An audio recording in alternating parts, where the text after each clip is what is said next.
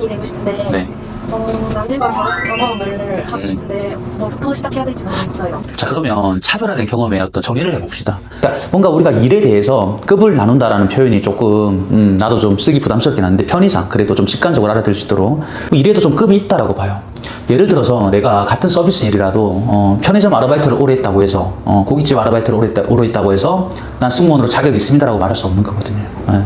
그리고 그렇다고 해서 승무원 학원을 오래 다니면서 시청각 이미지를 완성해 왔으니 나는 승무원 자질이 있다 이렇게 말할 수도 없는 거거든요. 그러니까 그렇다면 분명한 사실은 경험에도 양과 질이 있다라는 건데 그 차별화된 어떤 경험이라는 뜻이 사실 냉정하게 말하고 보면 남들이 다 하는 흔한 누구나 할 수 있는 일이 아니라 조금 더 어렵고 급이 높은 전문성 있는 서비스직에서 경험하고 싶다는 이야기와 일맥상통하다라고 볼 수 있겠죠.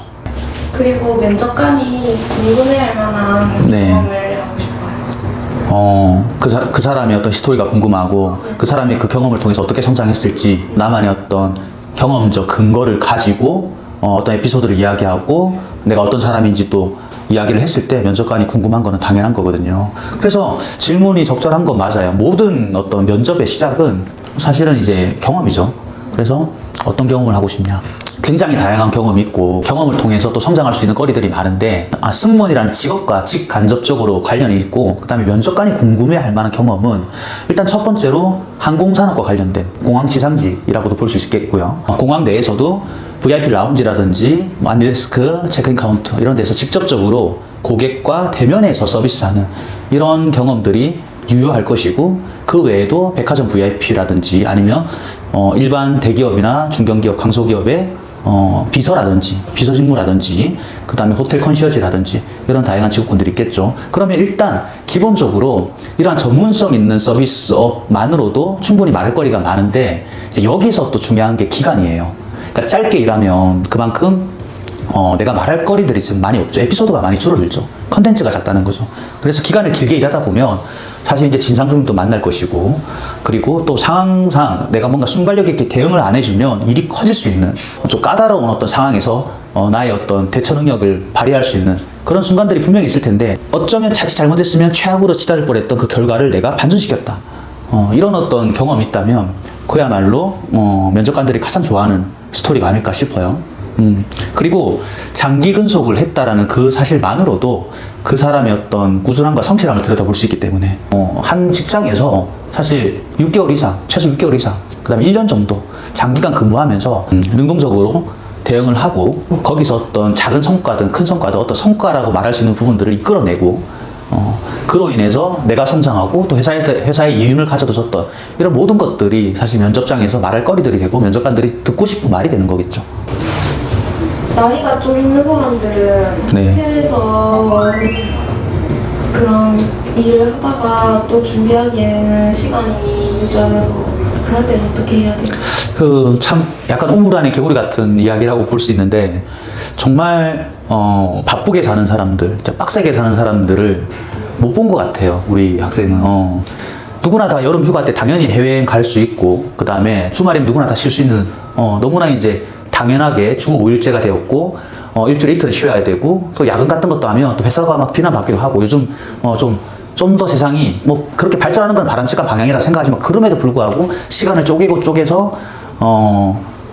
굉장히 바쁘게 살아가는 사람도 굉장히 많아요. 사실 그 사람들이 더 많아요. 그런 사람들은 일에 쫓기고 업무에 쫓기고 하다 보니까 우리 눈에 잘 안 띌 뿐이지. 우리 눈에 잘 띄는 건 뭐예요? 항상 인스타로 보면 주변에 인스타를 하는 사람들 다 뭐 하고 있어요? 여행 가고 있고 맛있는 거 먹고 있고. 근데 그런 거에 중독돼 버리면 그런 거에 시간을 소비해 버리면 사실은 내가 바쁘게 살고 있다라고 착각하기 쉽죠. 그게 요즘 젊은 세대들에게 나타나는 부작용이란 부작용인데 물론 내가 이렇게 말하면 되게 꼰대 같은 거 알아요. 그리고 기성세대들 잘못도 분명히 있다라고 봐요.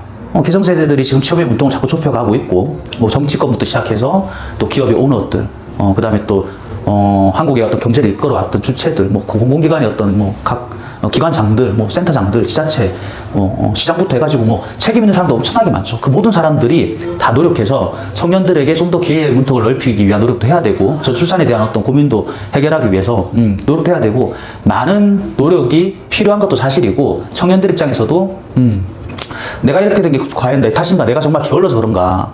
꼭 그런 것만은 아님에도 불구하고 사실은 세상이 전에도 말했지만 세상이 좀 더 풍요로운 방향으로 가고 있고, 그리고 특히나 미디어 플랫폼이라든지 소셜 네트워킹 플랫폼 이런 것들에 자주 내가 노출되다 보면, 아까도 얘기했지만 진짜 바쁘게 살아가는 대다수의 사람들을 인지도 하지 못한 채 나만 이렇게 뭔가를 하고 있는데 성과가 없나?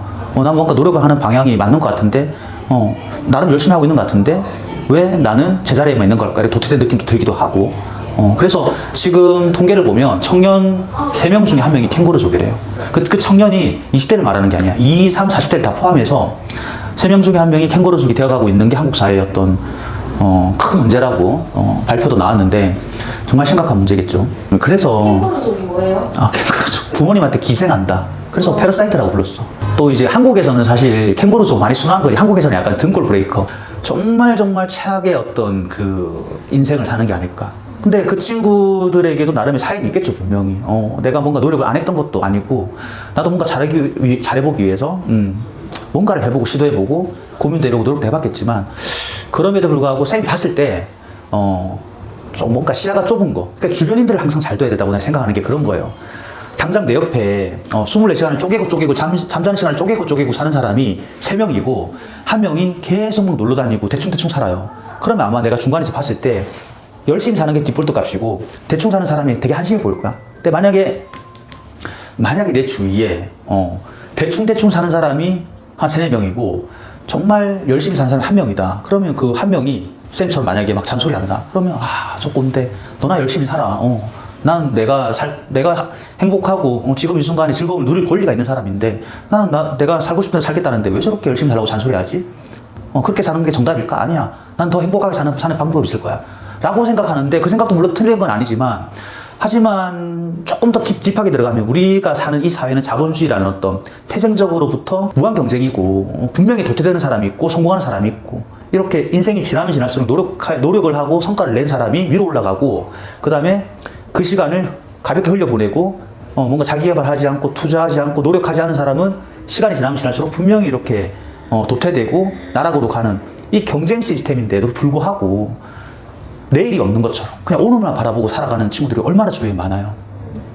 그래서 굉장히 이제 기생서들이 봤을 때, 쌤 같은 사람들이 봤을 때 비록 꼰대라는 소리를 들을 수는 있겠지만 걱정이 되고, 사실 저건 잘못된 방향으로 분명히 가고 있다라고 말을 해주고 싶은데 또 어때요? 이런 말을 하게 되면 사실 듣기 싫잖아요.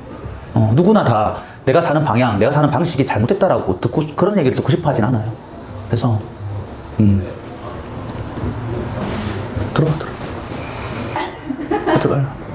들어 빨리. 지금 잔소리 컨텐츠 중이니까 들어도 됩니다. 네. 쌤, 네가 준 그 립스틱 바르고 지금 찍고 있다. 립스틱 잘 어울리잖아요. 맞죠? 좀 촉촉하나 입술이? 응. 훨씬 예쁜데요? 그래? 그럼 떨어지면 리필도 부탁할게. 잠깐만.